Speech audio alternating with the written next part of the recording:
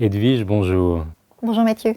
Vous avez une spécialité qui est formidable à mes yeux. Vous avez des pièces sur ce bureau qui nous attendent, qui sont parmi les plus belles du monde dans votre spécialité, la gravure. Pourriez-vous nous introduire à ce monde fabuleux de l'encre et du papier à travers les œuvres qui sont juste là? Alors c'est un vaste domaine, hein. Ce qui me fait plaisir, c'est que vous disiez que c'est un domaine extraordinaire, parce que c'est un domaine extraordinaire. On est dans l'encre et le papier. On est avec des artistes qui manient à la fois des outils et qui travaillent le métal, et qui ensuite vont découvrir leur œuvre recto, verso, d'un côté pile, d'un côté face. Donc c'est un monde assez intéressant et plein de mystères. Et là, pour vous présenter un petit peu ce domaine, je vous ai choisi des œuvres des grands noms du fond du musée d'Aubray, enfin, de la collection Thomas d'Aubray. Le premier, mon chouchou, qui est Rembrandt, hollandais 17e, et puis un autre très très grand nom de l'estampe européenne, allemande, avec Dürer. Donc on est un siècle auparavant. Voilà. Donc on a un choix assez intéressant, restreint, parce que l'exercice doit quand même rester un petit peu court, mais voilà.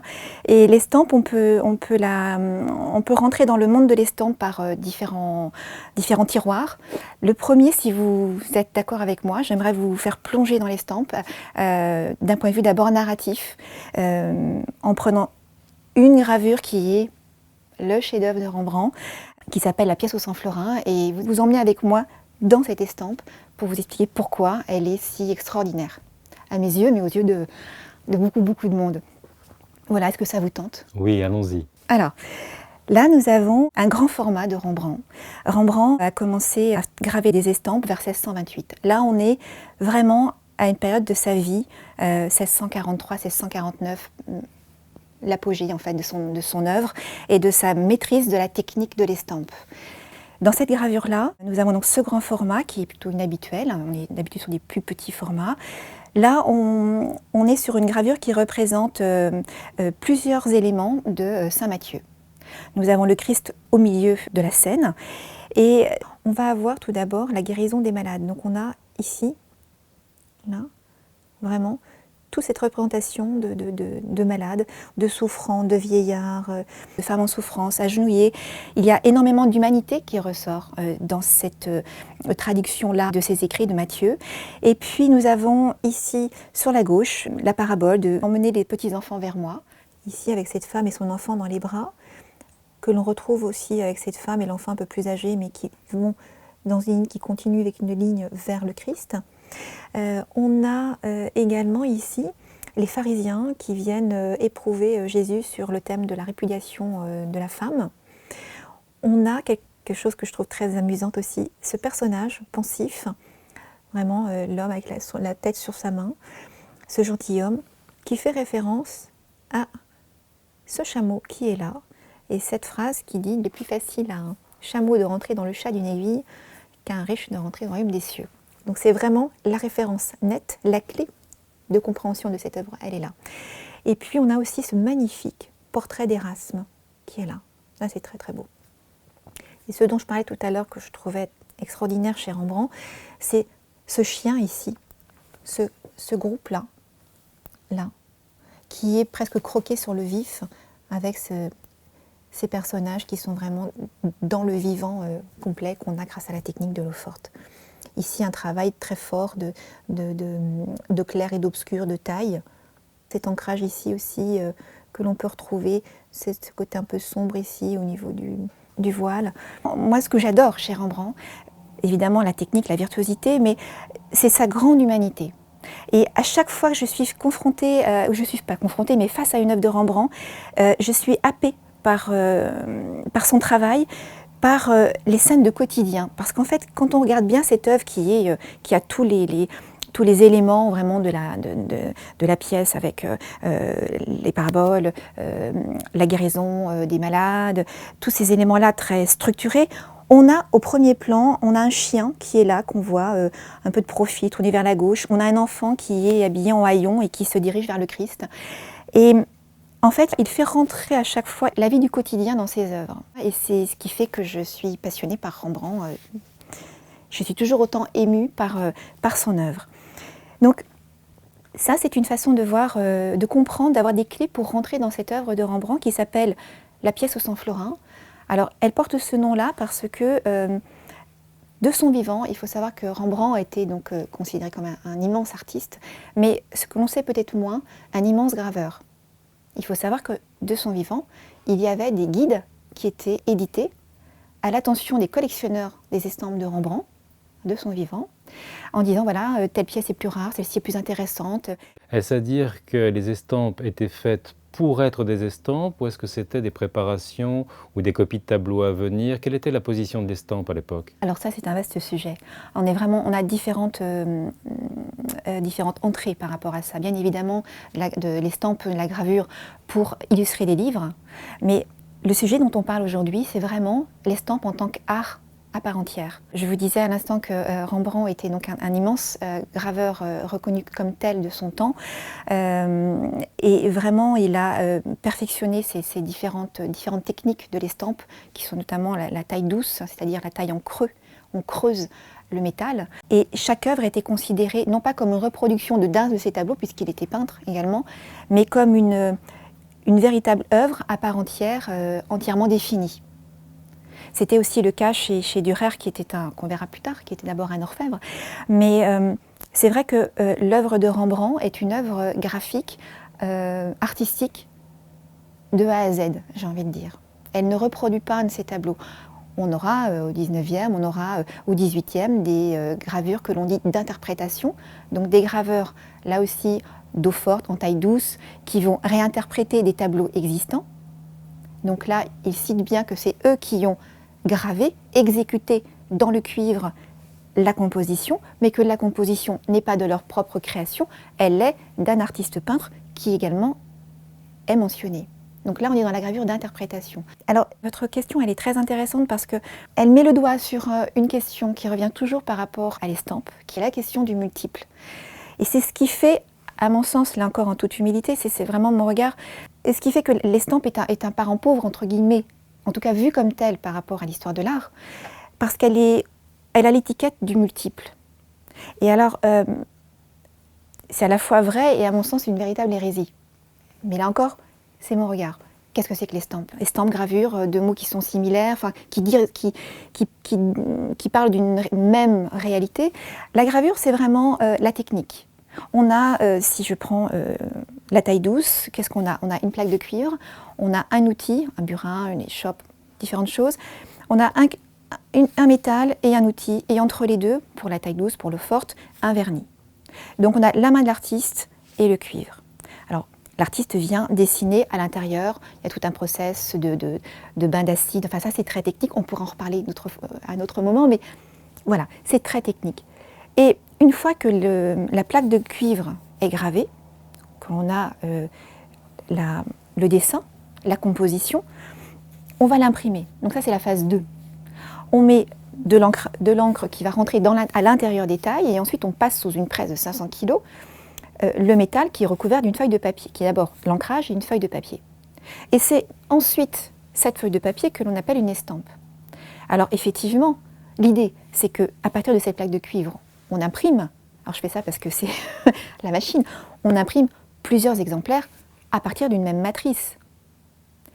Mais quand on parle d'une œuvre comme celle de l'œuvre de Rembrandt, il faut bien s'imaginer que à chaque passage sous presse, la notion d'ancrage n'est plus la même. À mon sens, on a à chaque fois des œuvres absolument uniques. Et là où Rembrandt est passionnant comme artiste, c'est qu'il avait compris cette notion-là aussi. Il a fait au départ, vers 1630, il a fait quelques premiers tirages de ses estampes. Alors, pour être plus claire et précise dans ce que j'explique, c'est que quand un artiste travaille sur sa plaque de cuivre, Quand on parle d'une estampe, on parle de différents états. Un expert en gravure va vous dire ça c'est une estampe du 2e, 3e ou 4e état. C'est très simple, ça veut dire que c'est un état d'avancement des travaux. Donc Rembrandt, il va faire une première esquisse, il va imprimer sur papier déjà la matrice pour voir un petit peu où il en est de son travail. C'est un premier état. Il recommence, ainsi de suite. Et dès 1630, Rembrandt, il fait ses premiers tirages pour voir où il en est, et il comprend qu'il y a un intérêt quand même. Il va aller pour une estampe qui s'appelle le Peseur d'or, qui est une très très belle estampe qui fait partie de la collection du musée d'Aubray. Il va faire jusqu'à 15 tirages du premier état, ce qui est beaucoup trop, ce qui est énorme, parce qu'il faut bien se dire qu'à l'époque, une presse, c'est 500 kilos. Donc plus vous allez passer sous presse, plus la délicatesse des tailles qui sont gravées dans la peau, dans la matrice, va s'affaiblir. Et donc l'ancrage va être moins bon. Donc tous ces éléments-là sont importants, mais Rembrandt a compris ça. Et dès le vivant de Rembrandt, donc ces fameux catalogues à l'usage des collectionneurs, on va mentionner ces premiers états, ils vont être recherchés par les collectionneurs. Donc c'est vraiment très intéressant, et Rembrandt, par rapport à l'unique, il va à certains moments faire des impressions sur différents papiers, du papier verger, dont on verra quelques aspects tout à l'heure, des papiers orientaux, du papier japon, du papier calque. Et dans certaines impressions qu'il va faire de ses œuvres, il y a des endroits où il va y avoir un petit peu il n'y aura pas d'ancrage, pas de taille. Et bien lui, il va marquer un petit peu il va mettre un petit peu d'encre comme ça pour faire une espèce de ton de surface, pour apporter une atmosphère et rendre à ce moment-là chaque pièce unique. C'est pour ça que le cas de Rembrandt est passionnant. C'est pour ça qu'il faut vraiment appréhender son œuvre graphique comme à chaque fois une pièce vraiment unique. C'est vraiment, on peut en parler pendant des heures, je vais essayer de... Rembrandt est passionnant. Et de par sa technique, de par le visionnaire que c'était par rapport à ça, la notion de la technique chez lui, il l'a mené vraiment à des lettres de noblesse. Et puis par cette humanité dont je vous parlais tout à l'heure, parce que ça, moi j'y tiens énormément, c'est fantastique. Il a tout en fait, Rembrandt, mais à mon sens. Vous voulez dire, pour que je comprenne bien, qu'il utilisait les procédés de la technique, de l'usure, du papier, il expérimentait avec tout cela dans un but d'aboutissement artistique. On peut dire ça. Alors évidemment, il y avait la notion d'éditer, de faire de l'argent aussi, parce que c'était aussi un homme d'affaires, entre guillemets. Mais c'est vraiment passionnant parce qu'il va, pas au bout, parce qu'on n'est jamais au bout d'une technique, mais par exemple, Eau-Forte, il commence en 1628, vers les années 1630, il est vraiment déjà 31-39, il est au bout de ce qu'il peut faire comme virtuosité. Il va intégrer vers 1639-1640 un autre outil qui s'appelle la pointe sèche, qui va apporter quelque chose de plus brutal et des veloutés. C'est une taille qui est plus dure sur le métal et qui va apporter un velouté dans l'impression après sur le papier. Donc il est toujours à cette recherche comme ça de trouver des nouvelles choses et des nouvelles atmosphères dans ses œuvres. Qu'est-ce qui, pour vous, en tant que spécialiste, fait de cette œuvre, en particulier des réserves du musée d'Aubray, un des plus beaux exemplaires au monde? Alors, celui-ci est particulièrement beau parce que la chance que nous avons, c'est qu'on est ici dans une réserve d'un très très grand collectionneur d'estampes de la seconde moitié du 19e siècle, qui s'est donné les moyens, avec un marchand d'estampes notamment parisien qui s'appelle Jean-Eugène Vinière, de collectionner des œuvres parmi les plus belles. Et il a pu acquérir des pièces, donc celle-ci, Rembrandt, donc la pièce au sang florin, la pièce mythique de Rembrandt. On est ici avec un très bel ancrage et très beau velouté. Il se passe plein de choses, on peut entendre les gens gémir, on peut ressentir un petit peu l'atmosphère qu'il y a sous ces voûtes, sous ces pierres. Cette œuvre aussi, on pourra en parler tout à l'heure, elle a aussi au verso des annotations qui sont très intéressantes parce qu'une œuvre sur papier se regarde aussi au verso. Là également, pour voir les marques de collectionneurs, c'est un peu comme l'ex-libris pour les bibliophiles. On en verra quelques-uns tout à l'heure, des grands noms des collectionneurs d'estampes au 19e notamment et 18e. Et puis une estampe se regarde aussi de l'intérieur, c'est-à-dire qu'on va rentrer à l'intérieur du papier pour voir aussi les notions de filigrane. C'est pour ça que c'est passionnant, une estampe. Enfin, entre autres. Donc celle-ci, elle a plein d'éléments pour elle. Elle a été découpée ce qu'on appelle au trait carré. Donc là, c'est quelque chose qui se pratiquait malheureusement beaucoup. On n'a pas la trace de la cuvette. Alors la cuvette, pour reprendre rapidement, quand on a la matrice de cuivre, la feuille de papier qui passe sous presse, la bordure du cuivre, eh bien, c'est l'empreinte du cuivre en fait sous presse qui va apporter un tout petit espace qu'on appelle une cuvette. Et cette cuvette, évidemment, quand on est collectionneur d'estampes, plus elle est présente, plus l'œuvre a de valeur. Enfin, après, on peut s'amuser sur plein de petits points comme ça pour trouver de la valeur à une œuvre. Mais celle-ci est vraiment très très belle par son ancrage, par ses provenances et par son état de conservation. Alors il y a quelques petites lacunes. Il y a d'autres gravures de Rembrandt dans le fond du musée d'Aubray qui sont le paysage aux trois arbres, le peseur d'or, Jan Six. On a des pépites qui sont cachées là grâce à l'œil averti et à l'amour d'un homme qui s'appelle donc Thomas d'Aubray au XIXe pour les gravures, pour les œuvres sur papier. Et il en a acquis des pièces extraordinaires dont on voit quelques exemples. Aujourd'hui, plus 100 ans après, on a la chance de les avoir sous les yeux et d'en savourer chaque centimètre carré. Voilà. Donc là, on a le verso de l'œuvre avec des annotations à l'encre métallo-gallique. On le voit bien ici, probablement les mêmes. Voilà, on n'est pas tellement d'éléments. On a ici également au crayon de papier, 5500 francs. Là, ce sont les numéros d'inventaire, du musée d'Aubray. Également une marque de collectionneur. Alors toutes ne sont pas forcément lisibles, on n'a pas retrouvé forcément tous les éléments. C'est Fritz Lurt, qui est un très grand historien de l'art, qui a commencé à faire les filigranes, à répertorier les marques de collectionneurs.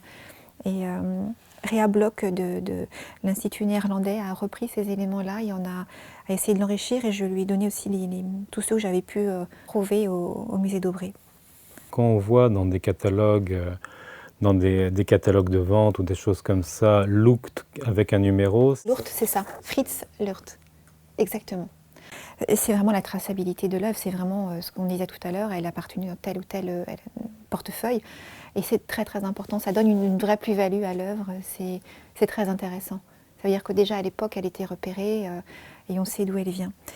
On a vu celle de Rembrandt.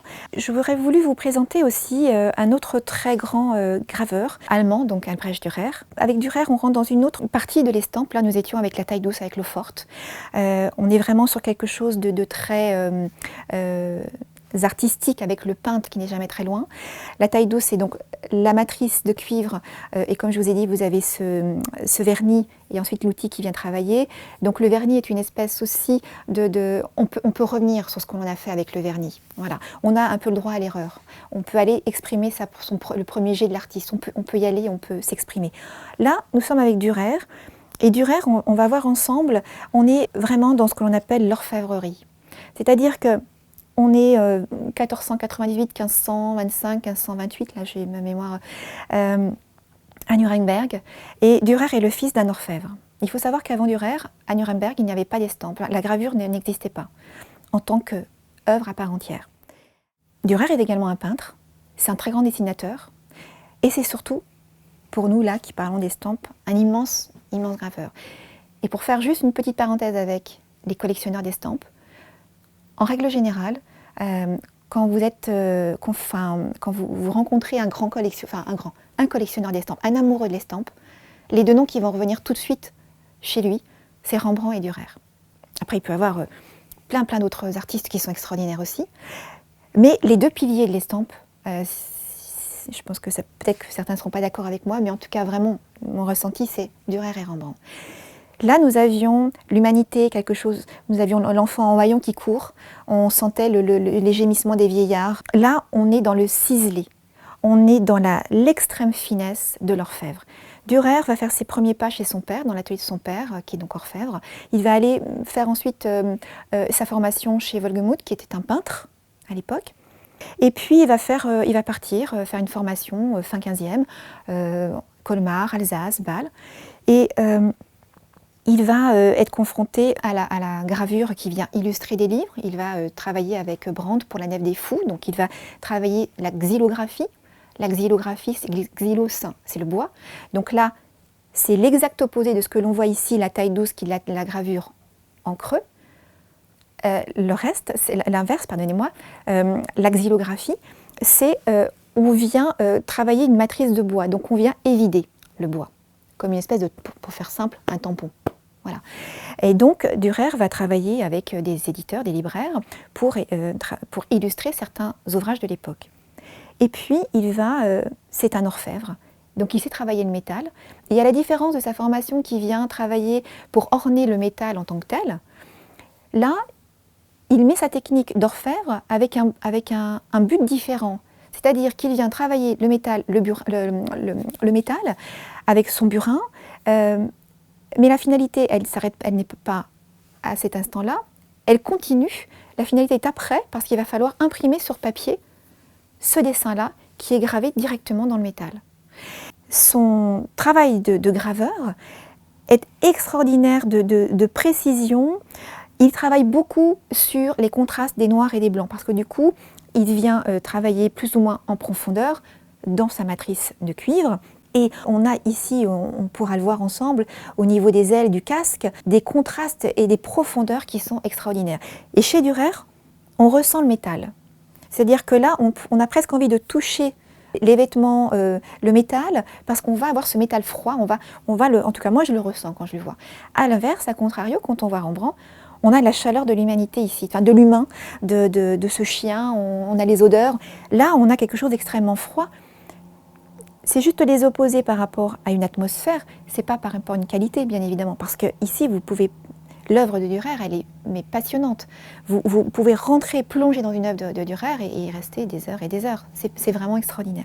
Et vous avez des systèmes de volutes de travail ici, de feuilles d'acanthe, au niveau du métal, là, qui est extraordinaire. Il travaille beaucoup les têtes de mort. Ici, nous avons les armoiries à la tête de mort. On a un homme sauvage qui est propre de l'héraldique depuis le XIVe siècle, qui vient susurrer des mots, à l'évidence un peu tendancieux, à cette jeune femme qui a cette couronne de fiancée, sa robe en costume de bal. Là, je vous invite à regarder tous ces détails ici du drapé qui sont avec un jeu de taille tellement fin, tellement délicat, qui viennent vraiment apporter de la profondeur. On est sur un ancrage d'une force folle. Et cette femme, on voit qu'elle a un petit sourire en coin. Alors là, il faut bien se resituer la scène. On est en 1503. 1503, Dürer revient de son premier voyage en Italie. Il a été émerveillé par l'anatomie. Il va travailler l'anatomie en Italie, le jeu des perspectives. Et là, on a effectivement ce travail du cou, on a tout ce buste-là, le début de poitrine. On le ressent ici, dans ce couple-là de l'homme sauvage et de cette femme. Et celle-ci, je voulais vous la présenter parce qu'elle est passionnante pour plein de raisons, mais également pour rentrer dans l'œuvre, comme on l'a dit tout à l'heure, recto, verso et intérieur. Donc celle-ci, Thomas Daubrée l'a achetée en 2 exemplaires. C'est là où c'est très très intéressant. Pour quelle raison ? Alors là, je vous dévoile un secret qui n'en est pas un, mais au musée Daubrée, le musée Daubrée a une chance extraordinaire parce que dans le musée Daubrée, il y a un trésor, mais un vrai trésor, qui s'appelle une correspondance. J'ai eu la chance de faire mon doctorat sur le fond de Thomas Daubrée, il y a quelques années, et j'ai eu cette chance de tomber sur une mine d'or. C'est-à-dire qu'en travaillant sur le collectionneur d'estampes, j'avais donc la matière première, qui était le fond rassemblé par cet homme-là, et en même temps, dans la bibliothèque précieuse, tout un ensemble complet des catalogues de vente aux enchères durant la seconde moitié du XIXe siècle, entièrement annotés, à l'intérieur desquels il y avait une correspondance de Thomas Daubrée, notamment avec Jean-Eugène Vignères, dont on a parlé tout à l'heure. Et du coup, on sait ce que Daubrée cherchait, et on peut vraiment affirmer aujourd'hui que Daubrée était un très très grand collectionneur d'estampes, et qu'il recherchait à chaque fois des œuvres qui le passionnaient, très grand érudit Thomas Daubrée. Et là, c'est vraiment un exemple même de ses recherches, parce qu'on a la même estampe de Dürer. Elles sont bonnes, elles sont d'époque, toutes les deux. Et il y en a une, on pourrait se dire, non, celle-ci, Edwige, elle est moins intéressante parce qu'il y a ce qu'on appelle des rousseurs, des taches de rousseur. Donc ça, quand on est expert, quand on est spécialiste, quand on est face à des œuvres comme ça sur papier, la hantise de l'œuvre sur papier, c'est extrêmement fragile. Donc quand on voit des rousseurs, on se dit, bon... Sauf que là, on oublie la rousseur. La rousseur va peut-être, moi je la vois comme ça, maintenant d'autres pourront vous dire autrement, mais elle fait partie pour moi de l'histoire, du vécu de cette estampe-là. Et ce que je vais retenir, moi, de cette estampe, comparée à celle-ci, que Thomas Dobré avait achetée en premier, c'est la qualité de son ancrage. Elle est d'une fraîcheur extraordinaire, malgré les rousseurs. C'est ce qu'on voyait tout à l'heure, c'est ce dont je vous parlais. Regardez là, l'ancrage est beaucoup plus faible. Quand on les met côte à côte, on voit bien la profondeur, on voit le détail vraiment de l'orfèvre, presque du bijoutier par rapport au travail des taffetas. Et la profondeur au niveau des ailes, ici, on a presque la notion de la plume.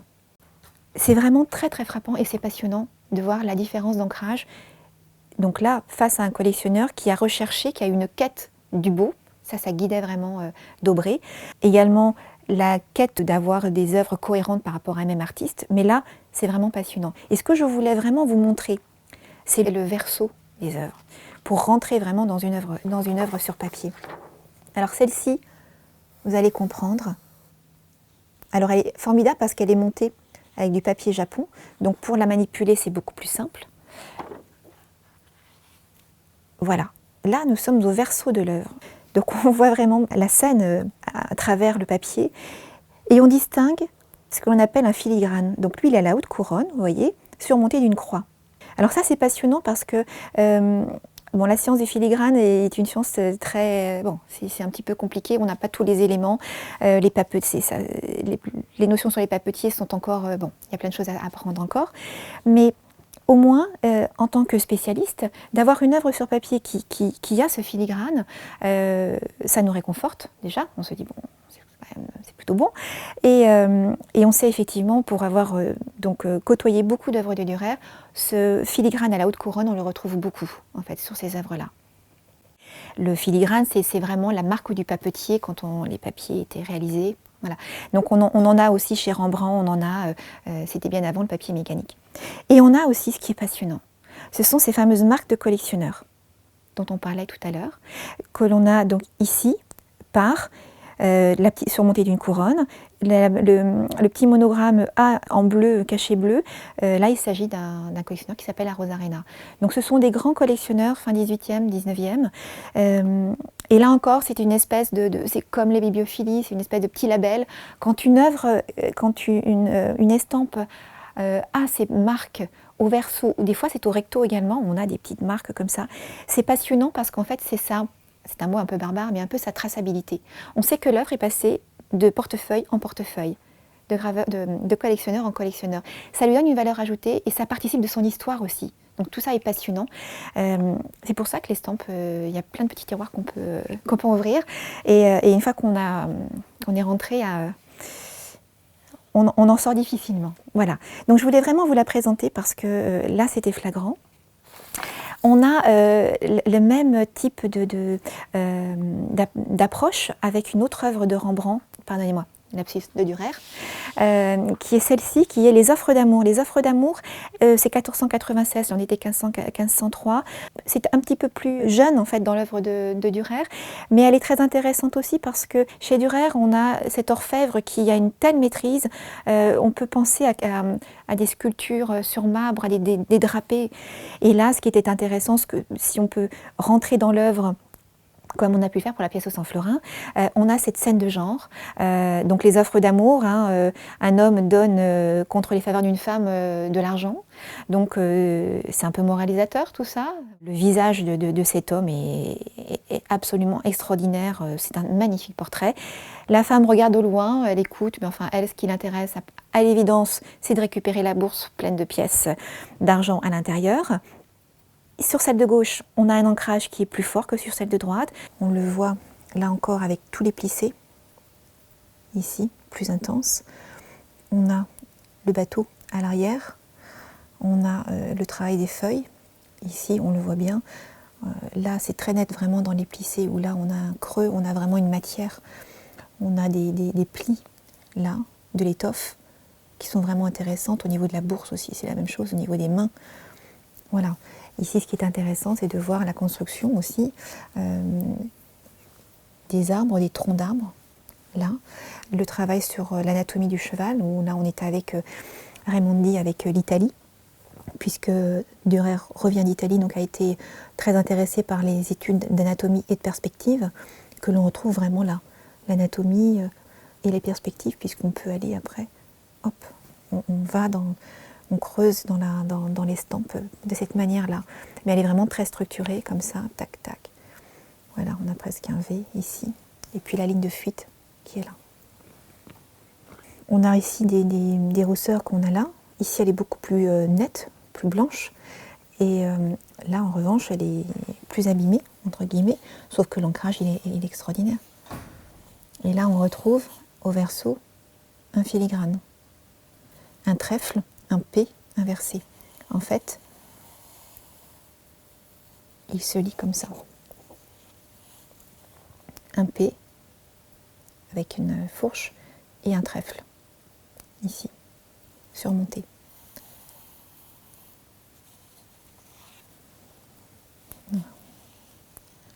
Et là, quand on voit en transparence, on voit bien les vergeurs et les pontuseaux. Les vergeurs là, les pontuseaux, la trame en fait. Donc là, on pourrait là aussi passer beaucoup de temps, mais c'est une très jolie pièce que nous offre, que nous propose Dürer. Un petit peu antérieure à celle-ci, mais on le voit notamment, là encore en tant que spécialiste de l'artiste, on voit bien ce monogramme, le A et le D de Dürer. On voit que c'est les prémices dans son travail de graveur. Ici, on a vraiment le monogramme, le A et le D sur une tablette, qu'on retrouvera après dans son œuvre gravée. Et puis sinon, on en a d'autres de Jacques Callot. Alors Jacques Callot, c'est un Français 17e qui a vraiment interpellé Rembrandt. Et j'avais 2 estampes à vous montrer, pour le plaisir également. Les estampes de Jacques Callot font aussi partie du fonds du musée d'Aubray. Oui, la sélection a été faite à partir du fonds du musée d'Aubray, enfin de la collection Thomas d'Aubray, qui est vraiment extraordinaire. D'Aubray avait vraiment un œil, c'était un passionné. C'est d'abord un bibliophile. Comme beaucoup de bibliophiles, il s'est intéressé à l'estampe. Le lien est tellement... Voilà.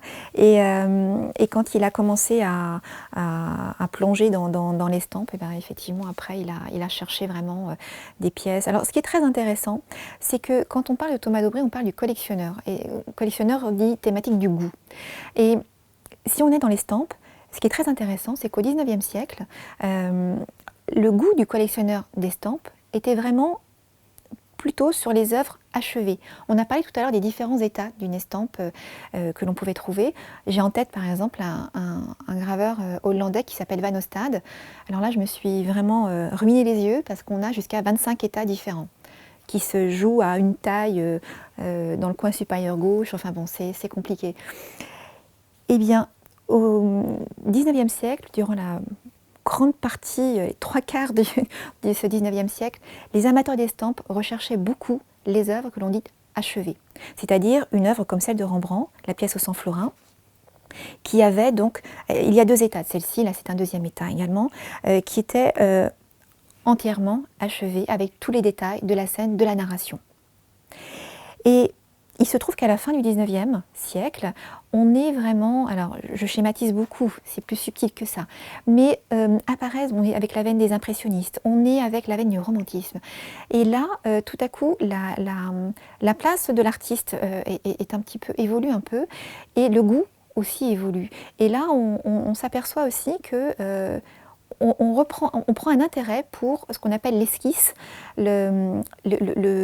le trait, en fait, on pense que le trait de génie de l'artiste vient dans ses premiers jets comme ça.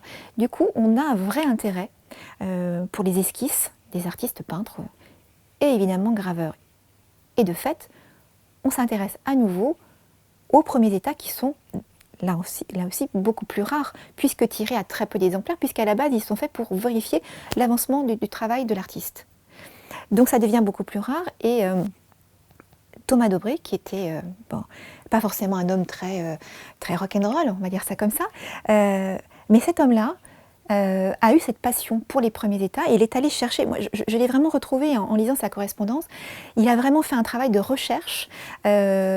Il voulait une telle pièce de Rembrandt, il va être en quête, si c'est un 3e état et qui se dit non, il va être en quête pendant 10, 15, 20 ans pour chercher un premier état qui, à un moment donné, va passer lors d'une vente aux enchères. Et donc ça, c'est vraiment passionnant. Alors, à l'inverse de lui, on a un très très grand nom, le duc d'Aumale. Le duc d'Aumale, c'est la collection de Chantilly. Et le duc d'Aumale, lui, qui a une collection fascinante, époustouflante, eh bien lui va rester dans ce goût différent, ce premier goût-là, qui est d'aller chercher une œuvre qui est complète, avec tous les moindres détails et l'aboutissement. C'est pas le premier jet de l'artiste, mais à l'inverse, l'aboutissement de la pensée de l'artiste et de la main de l'artiste. Donc c'est très intéressant cette notion de goût et de collection, comment les collections se constituent et à partir de quel élément en fonction de telle personnalité. Mais nous ici, dans le lieu qui nous accueille, merci infiniment, eh bien on a des pièces d'une qualité folle, avec des ancrages magnifiques, des veloutés, des atmosphères, parce que c'est ça aussi l'estampe. L'estampe, certes à la base c'est du multiple, mais qui va être à chaque fois unique par sa qualité d'ancrage, par l'atmosphère qui émane d'une œuvre, parce qu'elle a été mieux ancrée à un moment, parce qu'elle a été retravaillée, parce que le papier est d'une belle qualité, parce qu'on est sur un japon, parce qu'on est sur un papier verger. On ne s'ennuie jamais avec l'estampe, on vibre beaucoup parce qu'il se passe toujours des choses. Et ensuite, j'avais demandé à Monsieur Fardel d'avoir la gentillesse de nous sortir quelques pièces, notamment de Jacques Callot, donc lui 17e français. Là, on est vraiment dans le plus italien des graveurs français. Callot, c'est la vie XXL, c'est les heures et malheurs de la guerre, ce sont des scènes qui sont toujours vivantes, vibrantes. Là encore, pleines d'humanité. Il y a plein de choses à dire sur Callot, parce que c'est un graveur extraordinaire. Et là, ce sont des fêtes sur l'Arnaud. Et ici, c'est une grande chasse. Ce sont des grands formats. Il faut savoir que Callot a fait, comme Rembrandt, des tout petits formats aussi.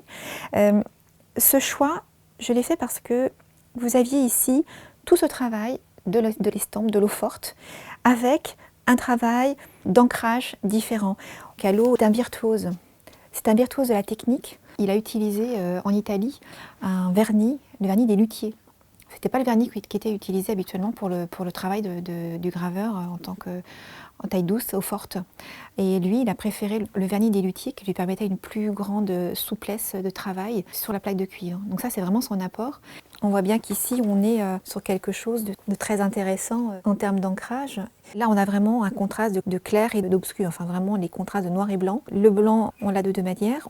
On l'a en ne faisant aucune taille sur le métal, et on l'a également en faisant des tailles peu profondes, ou alors très espacées. C'est ce que faisait Rembrandt. Rembrandt, il avait des tailles extrêmement serrées pour apporter plus de densité, et au contrario, des tailles plus espacées pour apporter de la lumière.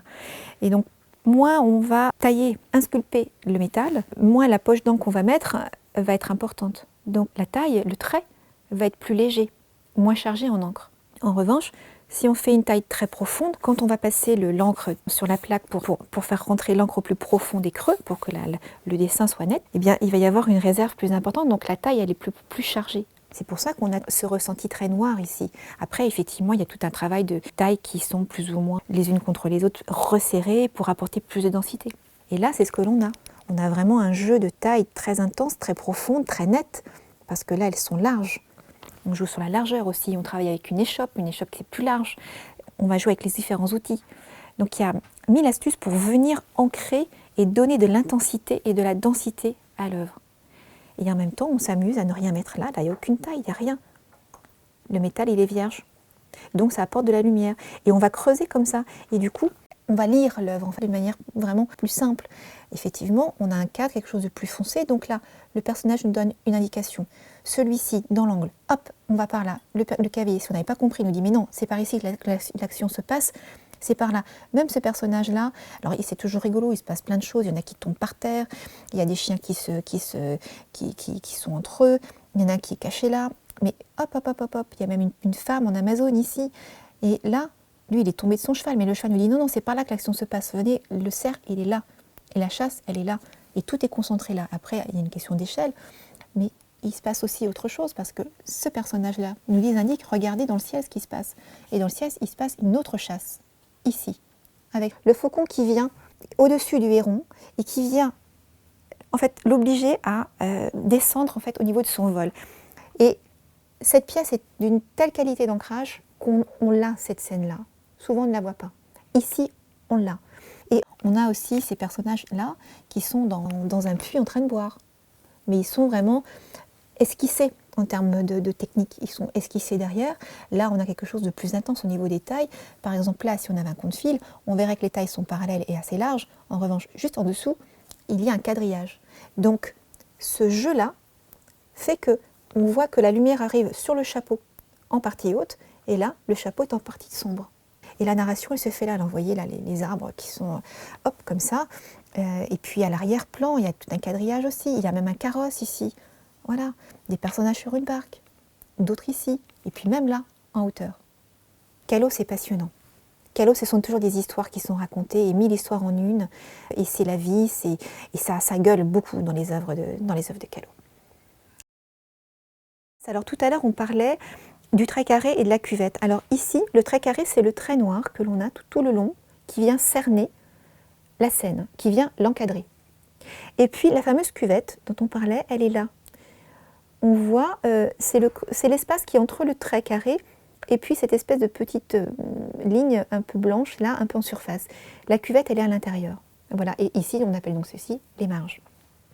Plus vous avez la cuvette, plus vous avez les marges, plus une estampe a d'intérêt, parce que voilà, on a un petit peu plus le papier, elle est moins, elle n'a pas été découpée, donc elle est plus respectée.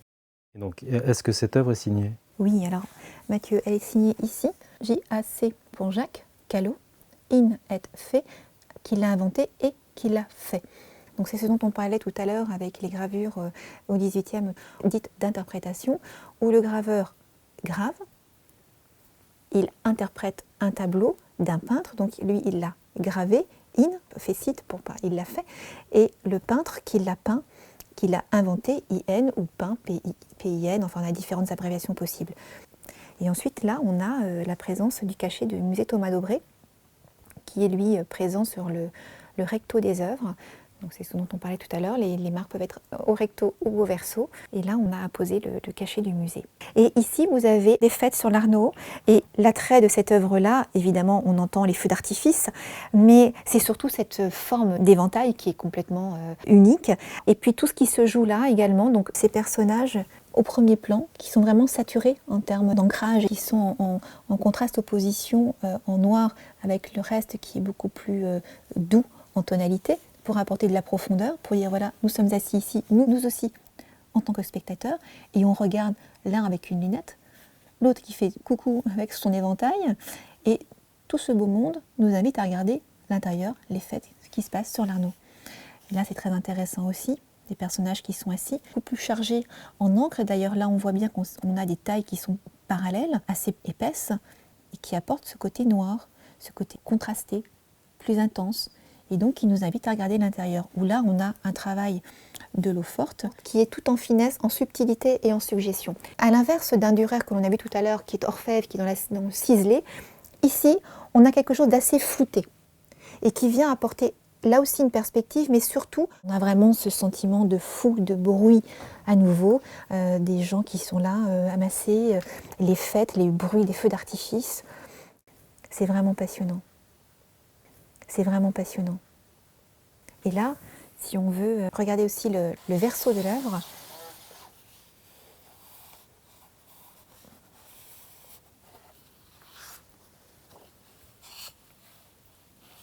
là on a quelque chose de très très important. On a la signature de Pierre Mariette, 1672. Très très très grand marchand éditeur, 1672, on est vraiment dans quelque chose de très tôt. Et ça, pour un historien de l'art, j'ai presque envie de dire expert et historien de l'art, ça c'est quelque chose d'extraordinaire. Donc voilà deux estampes là rapidement de Callot, très très grand graveur français qui a inspiré notre Rembrandt de tout à l'heure. Également avec un ancrage magnifique et des provenances de rêve. Voilà. Edwige, merci pour ce brillant tour dans l'estampe. J'aurais une question à vous poser. Vous êtes élève expert au sein de la CNES, pour laquelle nous faisons ces portraits d'experts. J'imagine qu'il y a un nombre considérable de faux, vu les prix que font les estampes, ou de pièces difficilement attribuables. Quels seraient les conseils que vous donneriez à un jeune collectionneur? Alors, d'appréhender l'œuvre, comme on l'a vu tout à l'heure, recto, verso et à l'intérieur, vraiment. La première des choses, c'est bon, on regarde l'œuvre, donc c'est un ressenti, mais ça, il faut avoir un petit peu d'expérience quand même, avoir côtoyé un peu l'œuvre pour ce ressenti-là. La première chose, j'aurais presque envie de dire, c'est d'abord le papier. Là, si je parle vraiment de l'estampe ancienne, c'est vraiment le papier parce que ce qui va être ennuyeux, ce sont les retirages après qui ont été faits. Il n'y en a pas non plus, mais il y a eu quand même des retirages de faits, donc sur des papiers qui sont plus récents, avec une... C'est pour ça que les rousseurs ne me gênent pas, bien au contraire, elles me viennent me conforter dans ce cas présent de Dürer avec ce filigrane et cet ancrage qui est fort de la véracité de l'œuvre en fait. Elle est bonne, elle est d'époque. Donc il faut vraiment tout d'abord s'attacher au papier, avoir sa texture, si on a un grain, si on a vraiment quelque chose de bien en main, d'assez... ce qu'on appelle le papier verger, donc c'est une vraie matière en main. L'idéal, ce que l'on peut faire, si je me permets de le faire ici, une œuvre sur papier, quand on veut regarder l'intérieur, si on veut rentrer dans l'œuvre, dans son corps, il faut la prendre, voilà, très délicatement, c'est du verre, hein, dans les deux coins, et regarder, voilà, au niveau d'une source lumineuse, parce qu'à ce niveau-là, je vois, alors là c'est l'exemple évidemment, le filigrane, on le voit très bien, comme ça. Et c'est vrai que celle-ci, j'ai fait exprès de demander à M. Fardel de sortir cette pièce-là parce que le filigrane, il est, voilà, on le voit. Mais très souvent, c'est une marque fantôme, on ne le voit pas à l'œil nu.